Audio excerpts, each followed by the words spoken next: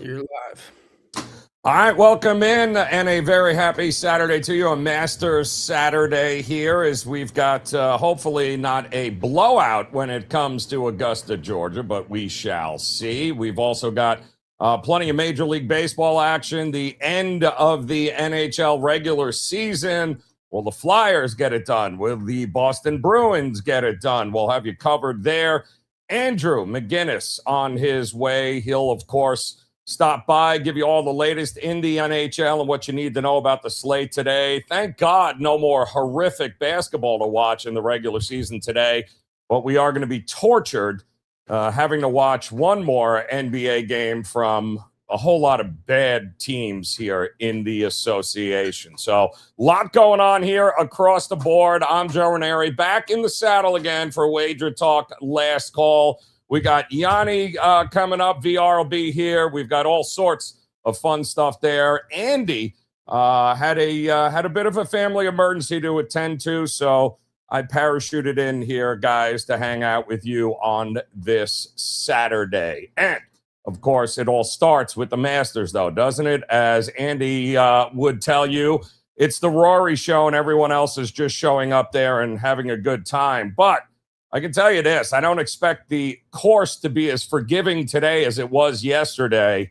If you guys don't know, yeah, they were all bitching and moaning on the back nine there on Thursday about how the greens were too fast and they were worried that they'd become unplayable. So, well, yesterday you saw what happens when they overwater the greens, and all of a sudden now we got guys shooting well under par across the board.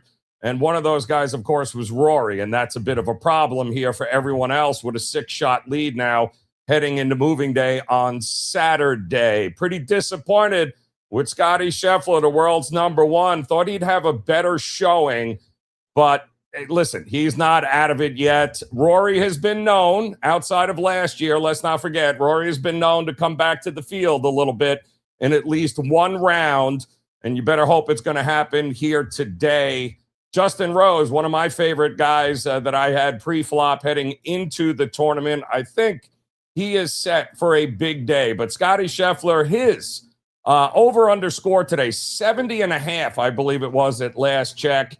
And I'll be looking at going under there. I think Scottie gets the flat stick working. I think the conditions are going to be a little bit tougher here today than they were yesterday.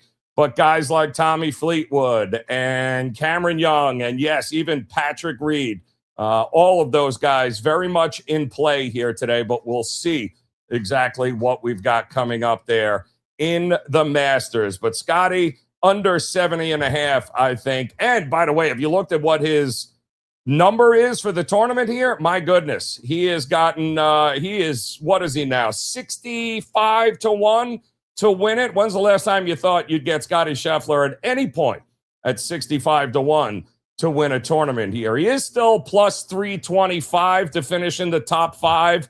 And if you think he can rally here today, and I think he will with that under 70.5 for a score, I think we've got an opportunity to jump in and cash a couple of tickets here. So the Masters off and running. We'll keep you posted here if anything new comes up throughout. But I believe we got the one and only Mr. Steam himself, Gianni the Greek here, VR in the house. And it has been a hot minute, VR. Pleasure to see you, my man. Always glad to be able to talk with you, even though you're wearing a Dodgers hat, but that's a conversation for another show. Talk to me here, my man. Are you happy that the NBA season is almost over? Because if I watch any more of that crap basketball, I'm going to throw up, Gianni.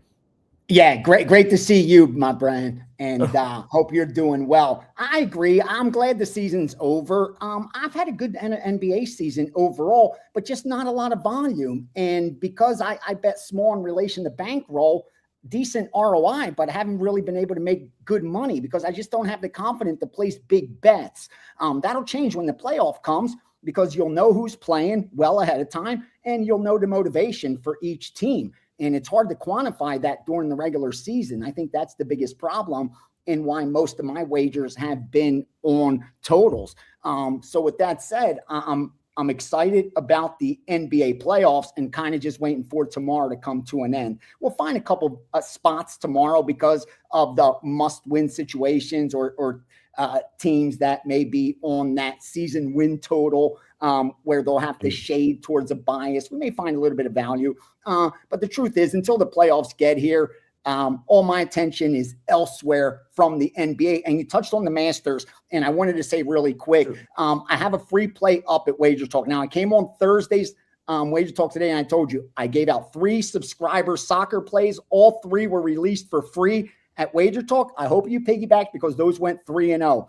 I have a 3rd round matchup up for the Masters. Hasn't gone off. It's a nice plus 160, good all the way down to plus 140. So we have a 3rd round matchup that I sent to subscribers. That's up for free.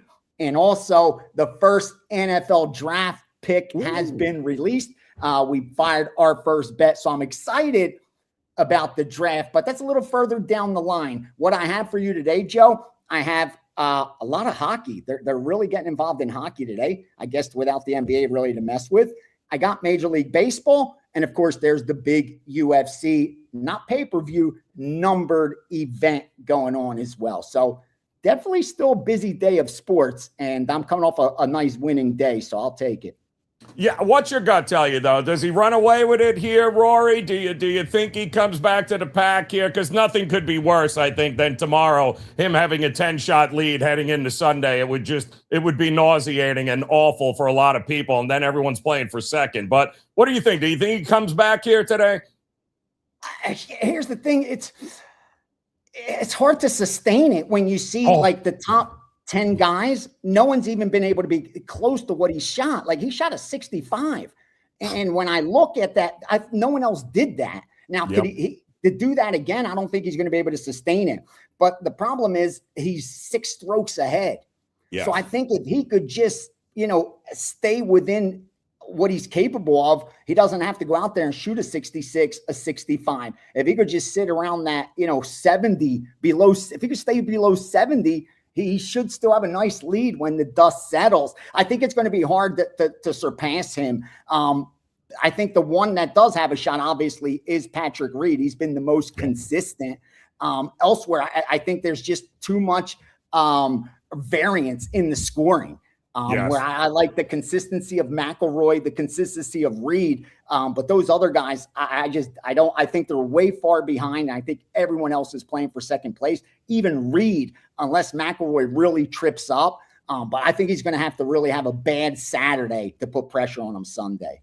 Yeah, I agree. I think a lot of the unders and some of the key guys on their scoring round there on round 3 will probably be somebody. The guys that have been there are going to make a move. The Tommy Fleetwoods of the world and the Justin Roses, they will make a move today, but it might not matter because Rory could also make a move, and then we're sitting with a 6 or 7 shot lead heading into Sunday. All right, you mentioned the NHL here. Obviously, final week here. Teams trying to make a push before the postseason. A lot of big games here today. So, you see an overnight movement? You seeing this morning? What are some of the spots you're looking at and seeing here today? Yeah, we have a slightly on the overnights with some follow through, but most has come today when the limits were higher. That's why I paid attention and made sure I have a lot to share for that last call. Now, here's what I got. A couple sides for you. 3, Ottawa minus 115. Game 5, Washington plus 115. Game 8, LA. Now, LA got bet multiple times from last night. Even money, minus 105, minus 110. So they really like LA. Game 11, the New York Rangers plus 180. And finally, another short favorite that got a lot of follow through, St. Louis. Minus 120, 125, and minus 130. A couple totals for you under 6.5. Tampa Bay, Boston at minus 125. Again, those are the kind that you could still bet. Like if they go under 6 and it's 5.5, then obviously you just ignore that unless you like the over. But when they go like under 6.5, if you still like it and it's 6, it's not as bad. You're not taking too much the worst of it because the worst you can do is push if they cash. Like if they cash an under 6.5, then the worst they could have done is landed on 6 and you push. Otherwise, if they lose, you lose. It's where that half is. Now, the same thing with Florida and Toronto, where they went under 6.5 at plus 110. And I think there's still sixes available. And finally, in Vegas, also under 6.5 at minus 130. So they kind of take out those 6.5s.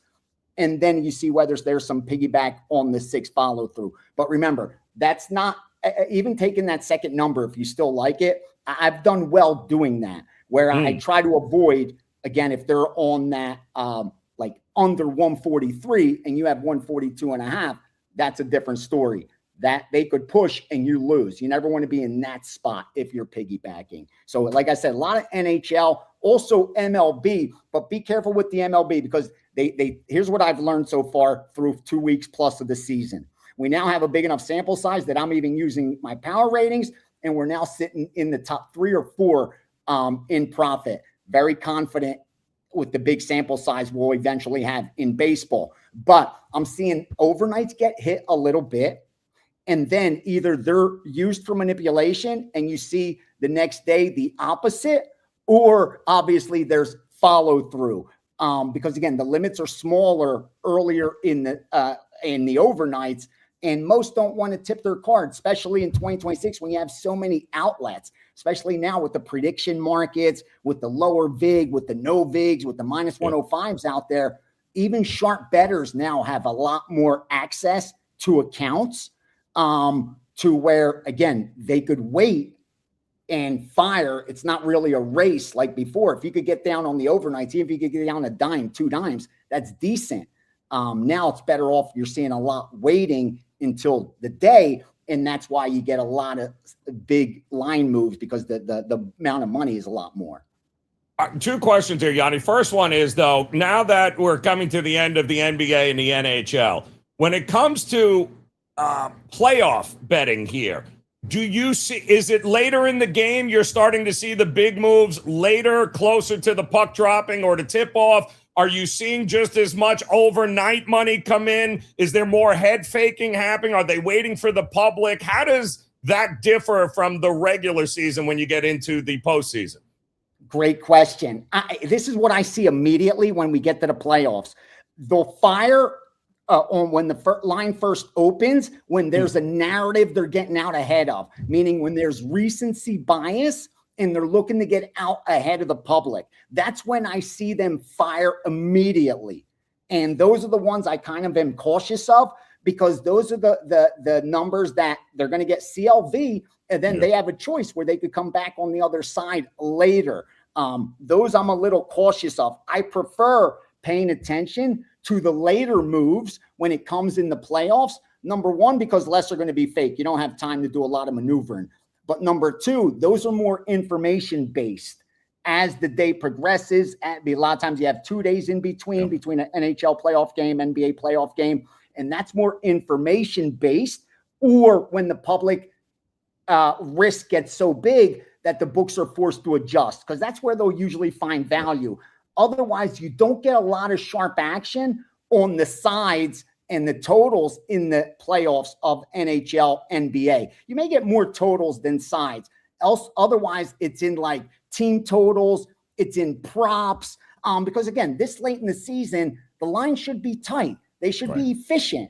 And there shouldn't be a ton of value on the board. But we benefit is that there's an influx of casual bettors that love the playoffs, that are betting the playoffs. So that influx of casual money that outweighs sharp money forces books to adjust the lines towards that bias. And that's where you get the sharps come in late and are able to take advantage and get some value on sides and totals where otherwise they wouldn't. When it comes to props, I pay attention immediately, because again, with that market, it's hard to get down. It's hard to get down a lot of money. So there's not really manipulation. You see a beatable number, they bet it. So there I pay attention to the moves. But when it comes to the sides and totals, I like to look at the late stuff more than the early stuff. Again, sometimes you'll miss a number, but there's more than enough opportunities and games that you don't have to take bad numbers. So if you wait and you miss it, it's okay. There'll be another game and a better bet to place. That's right. Timing is everything, Yanni. That's what it is, man. Timing. You don't want to be too early. You don't want to be too late. So that's why. It helps to have WagerTalk.com and guys like you, so we know when it's happening in real time. Now, you mentioned you got a lot of baseball, but what is the early when you're seeing, because the limits you mentioned, they're not there overnight and early in the morning. Are you seeing more total push or side or the money line push in the mornings here in the overnights in Major League Baseball? Totals. Because of the key numbers, the key 7, 9, and 11. And you'll notice that those are the totals that get hit first, where they'll take that 9.5 down to 9, the 6.5 up to 7, the 7.5 down to 7.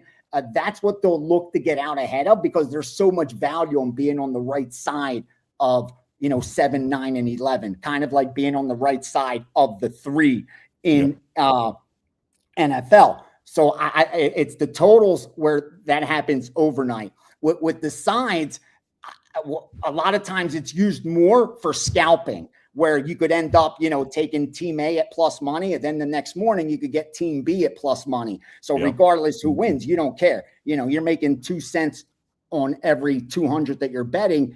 That's half 1% of ROI, whatever. That's great. So that's where with the sides, there's more manipulation, because again, you can scalp easily. And if you could get a penny for free on every 100 you bet, and you're betting thousands and thousands of dollars over and over and over and over again, believe it or not, those pennies add up to a lot of money. So there's a lot more scalping going on with the sides, where with the totals, you can have more confidence, because again, they're betting them based on wanting to get on the right side of those key totals. Yep, it's and again, still early yet here, but the data keeps coming in, and that'll absolutely change. And that's that prop market as well. Same thing, very volatile there, Yanni, with those, and you can't get enough down sometimes to make it worth it, but worth keeping an eye on and being cautious, certainly early on. I mean, April and May baseball is not June and July baseball. So the market adjusts, right? And what happens, you think, once the playoffs are finished, once the NHL and the NBA, we've got championships, the public backs away from Major League Baseball? Is it just sharp action in the dog days of summer, or what do you see? Well, I love the question, because it changed like over the last few years. With the legalization of sports betting everywhere, and now everyone doing it, there hasn't been the drop off that you had back in the day. So I remember there was a time when bookies would shut down. I mean, this is before internet, when you used to have to call the bookie to place a bet.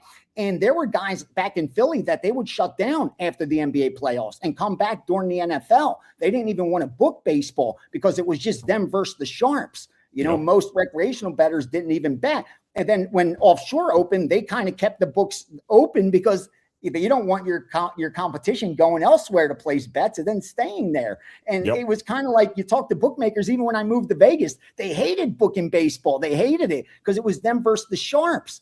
That's changed now, especially with same game parlays and all the props that are available and all the different platforms for prop betting. So it does drop off a little bit, but not like it used to. So there'll be more lines adjusted just based on sharp money as opposed to public money. Once the playoffs end, I would pay more attention to line moves, because they're you could confirm they're legit. Where, when you have a ton of recreational money too, they're going to force the lines to move as well, where like they're doing now in baseball, where, they're betting the Dodgers every night. They're betting the Yankees every night. They're forcing the books to move those lines. When their volume lessens a little bit, that won't be the case. And if the Dodgers do move, you could be more confident that it's a sharp move on the Dodgers and not the square move on the Dodgers. Yeah, and it'll change. It'll always be the same, 3 to 6 teams in Major League Baseball that are going to get hammered no matter what. All right, well, we got plenty of baseball getting ready afternoon as well. What are you seeing? What's come across here, Yanni? And don't forget to tell folks also the Steam Room up and available coming your way here today. Yep, the Steam Room's coming up at noon Eastern. So 40 minutes from now, for my partners that have partnered up with me for 2026, We want to be celebrating on December 31st when it comes around that we're in that 0.5% that actually profited betting sports. We're going to go over Major League Baseball today. We'll go over NFL draft because I released my first pick. We'll talk about how we'll prep for that. NHL will cover, the UFC will cover, and of course, as we prepare for the NBA playoffs and go over results and all that good stuff. And of course, live open Q&A, which is the best part. With that said, I'll give you some baseball real quick. And I mentioned my power ratings. I know they always ask, so here's my top 5. Dodgers, #1 power rated team in Major League Baseball, followed by the Milwaukee Brewers, followed by the New York Yankees, followed by the Atlanta Braves, followed by the Cubs, believe it or not, then the Phillies and Padres. So I went a little more than I should have. But believe those, like teams like the Blue Jays, the Phillies that are below 500, those are legit teams. Even the Red Sox are a top 15 team that are 5 games under 500. Some of the teams that are phony, the Reds, not barely a top 20 team, and they're 2 games over 500. Cardinals, they're a bottom 10 team, and they're 8-5. Look for them to regress. Marlins, 8-6. They're a bottom 5 team. Look for them to regress. And the Angels sitting at 7-7. They're a below 500 team that's getting lucky. Some steam for today. Sides, 906 Milwaukee, -145, -150. 907 Colorado at +155. 917 Miami, +125. 921 Athletics, +145. 911 the White Sox, +165. Few totals real quick. 925 over 8 Cleveland Atlanta. 923 over 7.5 San Francisco Baltimore, and under 9.5, and then under 9 Arizona Philadelphia. A lot more will be coming throughout the day. It's early out here in Vegas, but best of luck to you guys, whether you follow or fade. I got my UFC package up, 5% best bet, 2 4% in there, 3% and more stuff coming. Steam sheet isn't up because I got my subscribers coming into the Steam room. I'm going to give them all the information there. If I could package a couple plays together as a premium package, I'll put that out. Otherwise, we're going to do like we're doing. I think yesterday hit like 7 out of 8 bets. But, goes to subscribers who've partnered up. Best of luck to you guys today. And, keep grinding, baby. Always a pleasure, Gianni. Be well, my man. Cash those tickets. We'll see you again soon here as we got much more to get to. We got plenty of UFC coming up. Kyle Anthony's going to join us a little bit later, too. He'll talk about some of the fights here that he's keyed in on. We got some NHL action coming your way also, which is going to be great because there are a couple of really interesting games on the card here today in the NHL. And want to send a shout out to those guys in the chat room right now. Danzo's in the house. Dave, seeing some old names here, old familiar names. Pleasure to see you guys. David, always a pleasure. All about my Bills. Sorry about that, but always a pleasure to see you guys. Make sure you hit that like and subscribe button. And hey, if you've got a couple of games here on the NHL card you want to talk about, I can't think of anybody better to break down the NHL for you than one Mr. Andrew McInnis in the house here, ready to go. And, Andrew, I'm done mourning my Florida Panthers. It is what it is. That's fine. We'll get healthy, and then we'll have another conversation next year. But that doesn't change the fact that, God, are the Flyers really going to make the playoffs, Andrew? Like, come on. We have beaten Flyer fans to the ground. I mean, they've always been the laughing stock. And are we really going to see the Sabres and the Flyers in the playoffs this year? Come on. Yeah, it's crazy because at least with the Sabres, they kind of play exciting hockey, right, Joe? But with the Philadelphia Flyers, they live and die with that defensive brand. They've gotten better offensively over this stretch, but that's the kind of crazy thing is, as someone that follows the game every single living minute of the day, I barely toss on Philadelphia Flyer games on my TV, and I watch every team. But hats off to them. They have become a lot more exciting. And that as an East Coast Canadian, I love Sidney Crosby. And I'll tell you what, that Battle of Pennsylvania, Pittsburgh versus Philadelphia, that could be an all-out war in the first round. It's going to be a lot of fun here. And you've got very important games on the card here today, right? Lightning, Brewers, Senators. Islanders. I mean, we're in the home stretch here. There's only a handful of spots left, right? So, what's the one game that sticks out to you here today, and who do you like, more importantly? Man, oh man, we could go anywhere here, Joe, but let's start with this one. A lot of people love overs, right? Who doesn't like watching goals? And I'm going to tell you, the first game of the day, so for the people watching live, we'll get to some games afterwards, but bolts and bees here. A lot of these divisional games, I've been enjoying betting unders because of, playoff implications, the seriousness of it. Canadians and Bolts the other day, it was, 2-1 final, right? It was very, very low scoring, tightly checked game. But I have a feeling when you run into a hot goalie and you're not really happy with how you played the game before, you're just going to come in firing. And the Boston Bruins themselves have been a great home team. I think over 1.5 in the first period to get our juices flowing for this entire 15-game hockey slate is the way to go here. I think you're going to get a Kucherov, a Braden Point, a Jake Gensel. These guys motivated after they couldn't get a few past the Montreal Canadiens, and that made me happy. I think over 1.5 is the way to go when it comes to the first game of the day. When it comes to Pittsburgh and Washington, this might be the last time we even see this. I don't think Ovechkin's going to retire, but it's very, very hard not to look towards goals in that one. One thing you worry about when it comes to this one, this is the first game since Pittsburgh clinched the playoffs. Do they have that exhale? Do they have that kind of step back, pedal off the metal? We're going to find out here, but a little bit of money has come in, a little bit on Washington.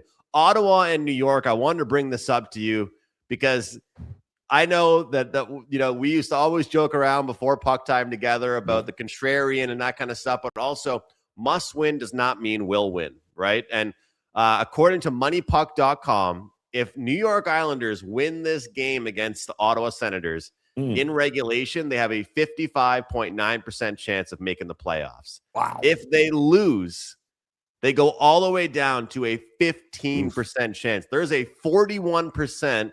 And, I'm not really a numbers guy here. I'm a hockey diehard situational handicapper. But, I'll tell you what, people love looking at this stuff and saying, wow, they have to win, Joe. They can't lose. They have to win. Well, they sure as hell can still lose. Yes. Yeah, well, they absolutely can. And we know that. Just because you have to doesn't mean they're going to in any way, shape, or form here.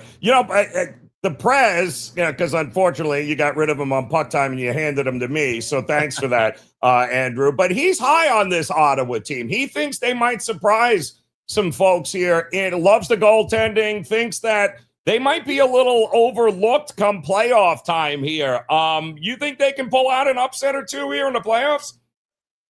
Yeah, I looked crazy for a little while saying this, but 2 months ago I said there's the most value out of every Canadian team on the Ottawa Senators was kind of how I was describing it. And Joe, the betting markets agree with Prez, so we don't want to stroke his ego any more than he really needs it to be, but he kind of has a point. When you look at the future odds right now in the NHL, there's teams that are higher in the seedings than they are that are much lower on the futures market. So it's kind of like one of those things right now. If they get in, anything could happen. Ottawa Senators right now, I'm looking 14-1. The Pittsburgh Penguins, for example, they're 25-1. Wow. So you got a Pittsburgh team that's pretty much sure as hell in the playoffs. And, they are much, much worse odds there. So very, very interesting. I think Ottawa, nobody wants to play Ottawa right now. Like imagine you're the Carolina Hurricanes. You put forward the season you put forward. Yep. And then it's like you have one of the hottest teams in 2026 that you might have to play in the playoffs, Joe. Yeah, it's kind of crazy when you think about it. But you know what? It's good to get some new blood, new names. You know what I mean? It's good. It can't just be the same old here across the board. Let me ask you, I've had this argument in the prediction markets about who's going to be the coach of the year. And it's between Cooper and Lindy Ruff. It seems to be the only two guys that are getting any love here. But how is it not Lindy Ruff? Like, how does he not walk away with the coach of the year? You're not giving it to Cooper. I mean, Lindy Ruff doesn't have Vasilevsky. He doesn't have Kucherov. Come on. It's got to be him, no? Yeah, I do side with you on that, Joe. I think I'll tell you the reasoning people will talk about, and it's man hours lost. right? So it's how many injuries they've dealt with. Victor Hedman's still out. Right. Kucherov missed some time. Point missed some time. Like it is a little bit astonishing how they were able to be top spot in the division for so long with the injuries they had. Let's not forget about Detroit. Detroit was top in the division for so long, and we know what happened to them. But I agree with you. I think it doesn't really make sense what happened with Buffalo. But whatever the hell happened after they fired their general manager, because usually you get that coach's bump, right? You fire your coach. They fired their GM, and then the coach started going crazy. So I'm with you. And you said new blood. And for me, I always love how in hockey, any team can win any given night, but it is nice to have some change. And now the big question is going to be, once the Sabres are in the dance, can they make any moves at the dance? But I agree. I mean, he's done so much. And this is also a discussion I had with someone else maybe like a month or two ago. And I had to be careful the way I use my words, Joe. But I pretty much said, I probably could have won a couple games as a coach behind the bench for the Avalanche this year. I said, I think the water boy of the Avalanche could have a pretty good record. And the guy I was working with at the time, I didn't realize was pretty in tight with Jared Bednar. So I had to be careful. I didn't realize. All yours. Yeah. But I mean, that's the thing is, do you believe the coach of the year should go towards the team with the best record or the best coach? I agree. Yeah. I agree. Yep. It's but didn't see that coming. I'm not going to lie. And now all of a sudden you got Buffalo fans. Now all of a sudden the Bills who? But kudos to them because they have been suffering Sabre fans for a very, very long time. Now, listen, there's no reason not to make it a profitable day in the NHL. You have got a great I believe a great code here that you can share with everybody to hop on board with you here today. What is it and what's going on over at WagerTalk.com with you? Hey, Joe, look, next Saturday is going to be the first Saturday of the playoffs. All right. This is the last Saturday of the regular season. The NHL didn't give us any games on Friday. They wanted us rested, ready to rock and roll. Yep. You know how they like to do it. Promo code, very simple. Last call 15. Last call 15. $15 off my 5% play. 12-2 run. No better time to be on a heater right now than as we approach the postseason. I'm seeing the board well. Love this play quite a bit. It's a money line play. All the data backs it up. All the situations back it up. Last call 15. I'm not giving out any promo codes anywhere else today. When you're on a 12-2 run, you don't really need promo codes, but 12-2 run, last call 15. And you did talk about a couple other games that we could look at. Sure. I'm just going to mention Carolina. One of these teams that benched half their players, they went full NBA mode the other day, Joe, and they still won and put 7 goals up on the board. Woo. I have a feeling tonight could be the night that they end up falling off. So I think Utah could be a look. And Gianni was talking about that Oilers and Kings game. It's very interesting to me because you know how the Oilers go. They could score 5 goals, but they also give up 7. So if I'm playing that game, I'm actually probably going to do something with the LA Kings, maybe team total or something like that. Love this. I see we got plenty of it's almost over. It's not quite there. It's not like what we get in the NBA where trying to decide like who are these people play. It's a G League team. Like what are we? We're laying 26 points. Like you got to be kidding me. Totally different here in the NHL down the stretch. But once again, the playoffs should be fantastic. So Andrew, always a pleasure, brother. Appreciate the time. Keep crushing it, man. That's a hell of a run you're on. And give them that code one more time that folks can take advantage and hop on board here. Hey, promo code last call 15. Last call 15. 5% plays. We'll take $15 off that. So last call 15. Thank you so much for having me, Joe. Good to see you. And I got to ask you, man. Obviously, you crushed it during the March Madness on the hardwood and stuff. But are you locked and loaded for baseball today? I love base. Yeah, baseball is my favorite grind in the world. But yes, we definitely have a whole lot going on here in Major League Baseball. So we're already locked in on 2, and I got 1 more coming as soon as we hop off here, Andrew. So let's cash some tickets, man. Keep rolling, Andrew. Appreciate it all together, my man. Take care, brother. Take care. Be good. Andrew McInnis. Head over to his page over at WagerTalk.com. Florida sports picks in the house. Walking to the beach. Go, baby. Nice to see you. Appreciate you in the chat room. Titan CT. My goodness.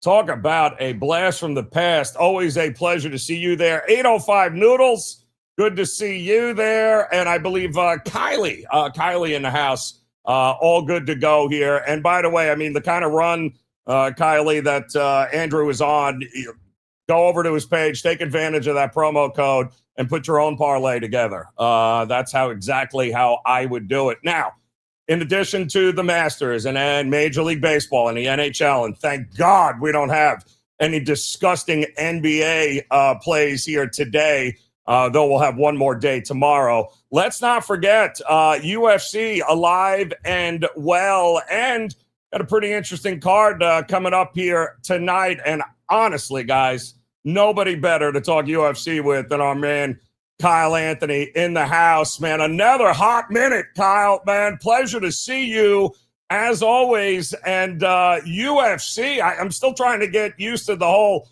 Paramount TV thing with it and everything else. But my goodness, man, we got an interesting card here tonight. I thought most of these guys get better parking because they're over 55 years of age here. Like, what is going on with the cards here in the UFC? What's your overall point of view here so far this year?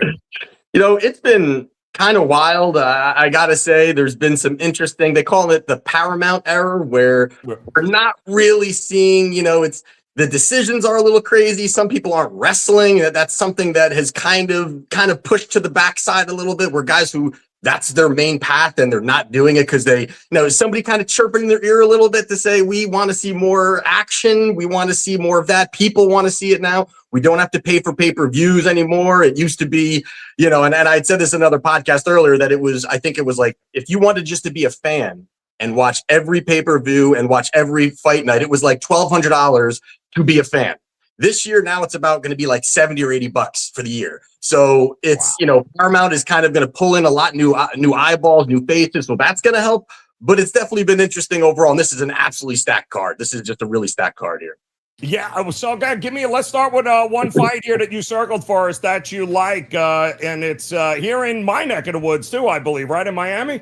Yep. So the first one here that we're talking about here is Azamat Murzakanov. He is minus 245 in the comeback here. We've got Paulo Costa. He's around that plus 200 mark. Now, you've got Murzakanov here, who is 16-0, 12 knockouts, has been dominating, 6-0 in the UFC. He looks the part. He's got that shiny record everyone likes to see. They start gravitating towards that when they start placing their wagers. And, he's looked the part. He's aggressive, knocks guys out, does all of those things. But the issue here is that sometimes he can do some things that maybe aren't as optimal. But you look at Costa, and the reason why I think this line is kind of widening is because Costa's 2-4 out of his last 6. He hasn't looked good in certain spots, but really when you look at Costa, he's fought elite level guys. 7 of the fighters that he have, 5 of the 7 fighters that he has fought were former champions. He's fought of the elite of the elite of the elite. And yeah, he's going to have mixed results overall. But now this is a spot where his most recent fight against Roman Kapilov, he went out there, he dominated, he got a win, probably the best that he has looked overall. And that's what you like to see kind of coming into this fight, especially as a dog. But the 2 big red flags on the Murzakanov side, first being the fact that he is just very low volume. I mean, for a guy who's minus 245, very low volume guy, he is only going to look for the big knockout. That's what he does. And again, he has found it against lower level opposition. He's been able to land that big shot. Now, I did cash on Murzakanov against Alex Rakic, which was, Rakic, chinny guy, not very, pretty good, but chinny guy. We cashed there. Now, if you go back and look at that fight was 3 minutes and 11 seconds into that first round. Murzakanov landed 3 significant strikes up to that point. Now, it was nice. The third one put out Rakic, but that's the issue with Murzakanov, is that he just doesn't put the volume out. And that's going to be a spot where Costa, he's a volume guy, he's aggressive, he's going to come forward, he's been there with the best of the best, and Costa's only been knocked out one time in his professional career, and that was against the prime Israel Adesanya way back when. So he's always been able to weather those storms. So this is a step up for Murzakanov. I would say a step down for Costa overall. And the other issue here is that, Murzakanov has issues with cardio. He's not optimal with his gas tank. He's not economical. He's just going to go guns blazing 100%. If he doesn't find that first round knockout, things could really fall off the cliff here for him. And that's where I think someone like Costa could really find success here. And you're talking about a plus 200 number here. I look at this spot and I say, this is, maybe Mirzakhanov minus 120, minus 125. I would put him at that range. This is, again, a big step up for him. You've got the youth actually on the side of Costa, 34 to 37. I like his aggressiveness. I like his pace. So you're giving me plus 200 on Costa. I like that spot here. And I actually think that there is a possibility for a third round knockout for Costa, but a Costa knockout is around that 450 mark at this point right now. So there's value on him. And I think the parlay money is coming in on Mirzakhanov right now. So is Costa moving up in weight? Yeah. He's moving up. So is he the bigger guy here? He seems like he's still the bigger guy, no? Yeah, and that's a great point, because that's actually, even in the face-off, I mean, Costa looks massive, and that was kind of the thing where, hey, how is he going to look? That's always a gray area. They're moving weight classes. You're not really sure how they're going to replenish, rehydrate, all of those things. And I agree with you. I think that he's going to be the bigger guy. He looks to be the bigger guy. I think he's going to have the physicality, the strength advantage. Mirzakhanov, again, this isn't a bodybuilding contest, but Mirzakhanov is definitely not a guy that, looks the part. He does have the power. He packs the punch. But Costa's going to be the big guy. He could big brother him and kind of bully him a little bit. So the price is there. I think the value is there. So, and I don't think we get a lot of fights to the card here, especially in this one, right? This one's not going to decision, correct? Yeah, I agree. There's I would say a lot of these. This is going to be, I think, inside the distance, all over the place on this card. I think, again, that the matchmaking and the Paramount era, I think you're going to see a lot of that and get a lot of hype going on around this card. All right, Kevin Holland, my favorite. Taking on Randy Brown. I mean, the over-under, the amount of shit talking he is going to do in this fight here. I'm trying to figure a prop on that, Kyle, but what is up with it? Didn't we just see him fight again? Like, Holland to me is just the ultimate, go ahead, throw him in the ring, doesn't matter who he's going with. And it's actually a pick-em price, which is kind of crazy. Yeah, and that's the thing with Holland. You just don't know what version you're getting of him. You just don't know. I mean, sometimes he's, you hear him in interviews, he's excited. He sounds like he's going to be, very aggressive and just really fight to an optimal game plan. And a lot of times he's joking. He's laughing it off in the cage. Even when he gets hit, even when he loses, sometimes it just doesn't seem like he even cares. So that's what's kind of hard to get behind Holland here. I think Holland has advantages here in this fight, but I actually do lean with Brown in this spot here. I think that he's a guy that at least is going to fight to a game plan. He's a guy that's really looking to continue to move up the ranks. Holland, again, is also talked about he wants weaker opponents. He does not want to fight for the title. Like, this is a guy openly saying that, and Brown's more focused. I think the line kind of is right at this point here. This is a coin flip here, fight here. But if I had to go on a side here, I would go Randy Brown. So it's funny. We got a couple of guys moving up, right? Luque is moving up, isn't he, now in his fight against Gas? You can move up. You're still going to be twice the size as Gastelum. So it really doesn't make a damn bit of difference, right? Here, but right. man, they're not even giving him a chance here in this fight. This price is crazy. What are you thinking?